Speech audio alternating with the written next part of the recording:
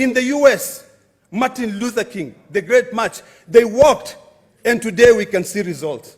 What stops us from doing that? We sit here and we lie to ourselves that we can be able to make a difference. Yet, nowadays we worship our party leaders, we worship the party line, we cannot remember that the people are the ones who have brought us here. So, Mr. Speaker, I want to plead with my colleagues that it is time that we join the citizen assemblies. It is time that we ask ourselves whether we really understand the phrase that power is transient. We are acting as if we will be in these seats forever. Thank you, Mr. Speaker. Mr. Speaker, I rise to support this motion that the Senate of the Republic of Kenya should adjourn. And in fact, I'm just nearly coming short of saying this House and government should be dissolved. Because we have failed and we are cowards, let us not lie that we are not cowards.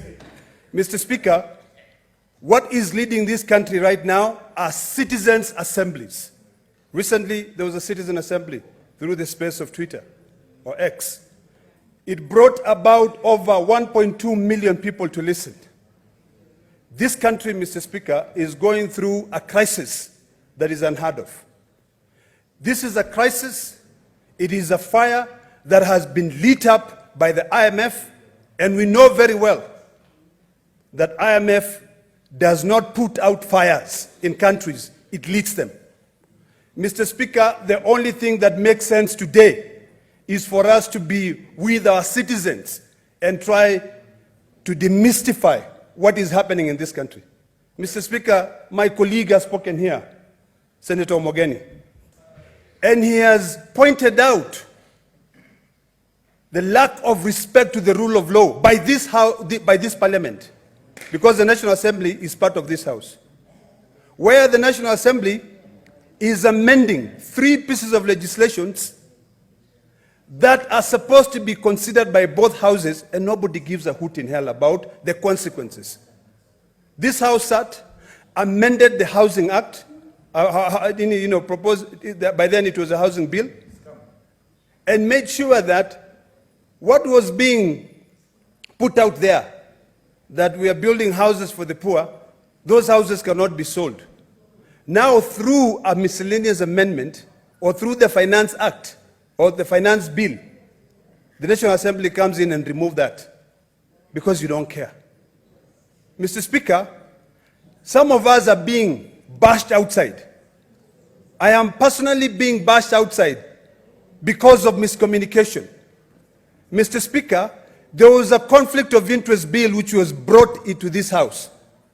That conflict of interest bill, my colleague and I, Senator Mogeni, sat down and looked at all the provisions that were being proposed in that conflict of interest bill, which was sponsored by the IMF and a corrupt Ethics and Anti-Corruption Commission of this country. Because, Mr. Speaker, there is no body which is corrupt more than ESCC. ESCC now wanted to be put in as the body that goes out there and look for conflict of interest instead of the body that goes out there and fight corruption. Mr. Speaker, very shortly, the conflict of interest bill was prepared.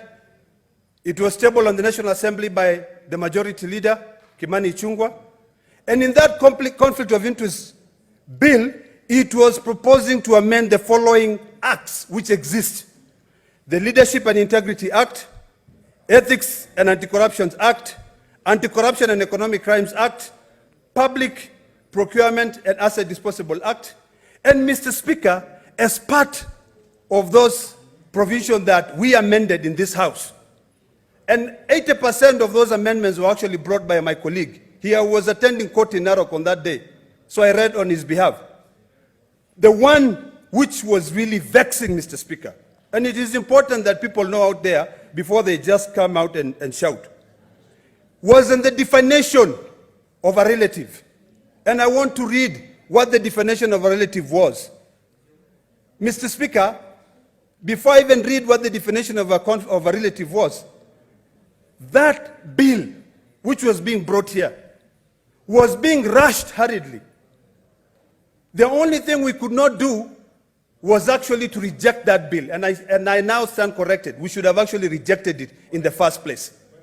Mr. Speaker, the definition of a relative, and it is important that we read, was that it means a person who is related to a public officer by birth, marriage, common law, partnership, adoption, or affinity, and includes a public officer's father, mother, son, daughter, brother, sister, uncle, aunt, great aunt, great uncle, first cousin, nephew, niece, husband, father-in-law, mother-in-law, son-in-law, daughter-in-law, stepson, stepdaughter, stepbrother, stepsister, half-brother, half-sister, or who is the grandfather or who is the grandmother of the spouse or of the public officer. Mr. Speaker, why on earth should a relative of mine be punished because the citizen of this republic saw fit to put me in this house?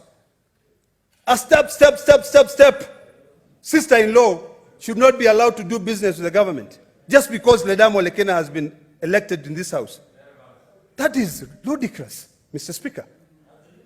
Mr. Speaker, you know, when you think about it, and it is important that people read, because right now the anti-corruption is sponsoring, you know, articles in dailies to say we are being pushed out. And we know, Mr. Speaker, that the anti-corruption is the most corrupt body in this country.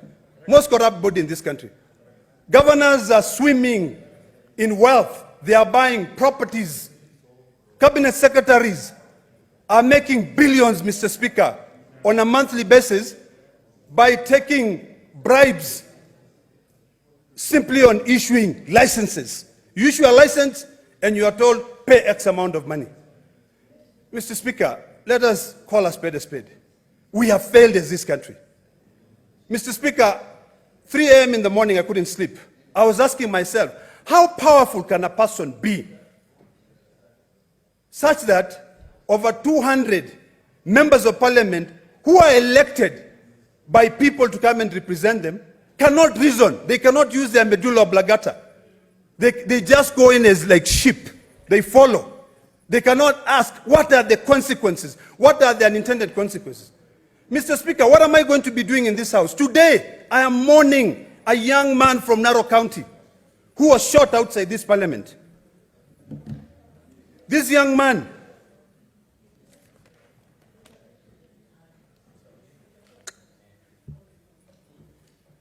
I'll just remember his name, is from a family of the Shieni in Lolonga. I want to go and mourn with him.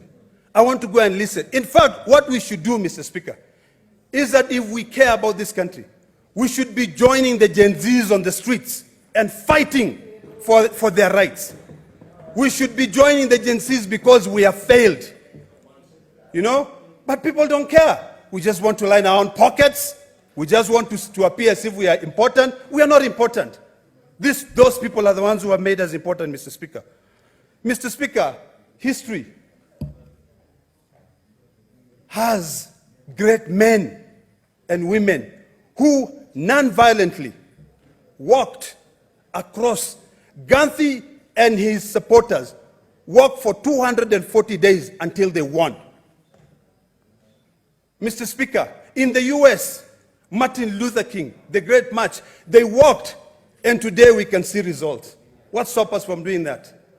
We sit here and we lie to ourselves that we can be able to make a difference. Yet, nowadays we worship our party leaders, we worship the party line, we cannot remember that the people are the ones who have brought us here. So, Mr. Speaker, I want to plead with my colleagues that it is time that we join the citizen assemblies. It is time that we ask ourselves whether we really understand the phrase that power is transient. We are acting as if we will be in these seats forever, for the rest of our lives. What happened yesterday, Mr. Speaker, sir, should be a wake-up call to the citizens of this country.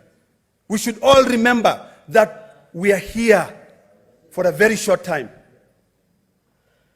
You know, what shocks me, Mr. Speaker, is that what is this thing that really pushes the president so much when blood is pouring out there to want this bill to be passed? You know, what is it? Instead of us saying, and thank you, Senator Chute, for asking a very good question that all of us are asking. Instead of us fighting corruption, going after corrupt cabinet secretaries, going after corrupt governors, we are here trying to overtax citizens. Mr. Speaker, the population of this country, 70% are Gen Zs. I'm a Gen X. I should be joining them, and I want to join them to be able to go out there and fight for these rights. Because we don't care, Mr. Speaker. We don't care.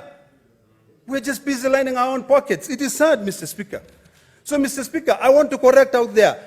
I proposed amendments to the conflict of interest bill because it was barring the whole clan, the whole citizens of Kenya from doing business with the government. It was amending legislation which already provide that. It was being engineered by the Ethics and Anti-Corruption Commission so that they can find many loopholes of getting money. In Masai we say, emala. You know, you have that gourd. Then you decide to open that gourd and the insects goes in when there are so many other avenues. We can easily do the right thing. This parliament can be able to check whether there is any conflict of interest. But we should not punish every other citizen. A step sister-in-law from doing business with the government. Yet, maybe they are doing business with government before I come. So, Mr. Speaker, as I conclude, the family of a young man, Erica Yunishini, my prayers are with you. The family of all the departed Gen Zs, your life will not go out in vain. Mr. Speaker, the statements which are being propelled out there to feed certain interests are further from the truth. These men and women yesterday, young men and women, were marching in the street to fight for their rights. Unarmed, Mr. Speaker. It is hard out there. So I want to beseech you, my colleagues here. This house is supposed to be a house of union. This house is supposed to be a house that brings sanity. Right now, even if we sit here and burn the midnight oil, there's nothing we can be able to do. Because we are being spoken to there, it gets into the left ear, and it pops out of the right ear. Maybe sometimes because we are enticed. Mr. Speaker, I plead with my colleagues here that right now, every one of us seated here should search deeply within his soul. Search deeply. Why are you seated where you are, Senator Lelekwe? Why are you seated where you are, Mofaya? You're seated there because, not because you fell from heaven like manna. It is because the citizen of the Rakanidhi brought you here. And you have to listen to them. So, Mr. Speaker, we have two choices, and only two choices in this country right now, is to wake up and smell the coffee and know that shit has already hit the fan. Or we resign. All of us go home, we dissolve the government, new elections are held. Let people who care about the fiduciary responsibility of this country come back here. So, Mr. Speaker, we have failed and we have got no business being here. Okay? We have got no business being here. So, Mr. Speaker, I rest my case. But I support the motion.